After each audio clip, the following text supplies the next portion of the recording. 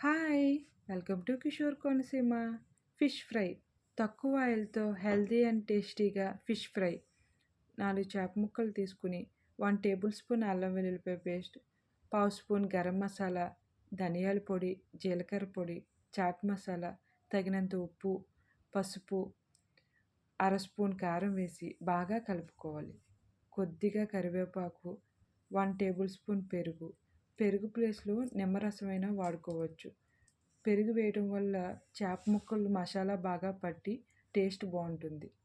చేప ముక్కల్ని మసాలా అంతా పట్టేలా బాగా కలిపిన మిశ్రమాన్ని 5-6 గంటలు ఫ్రిడ్జ్‌లో ఉంచాలి. 4 టేబుల్ స్పూన్ ఆయిల్ వేసి ముందుగా కరివేపాకు, తర్వాత మ్యాగ్నేట్ చేసిన చేప ముక్కలను వేసి సిమ్‌లో వేయించుకోవాలి. అంతే, ఫిష్ ఫ్రై రెడీ.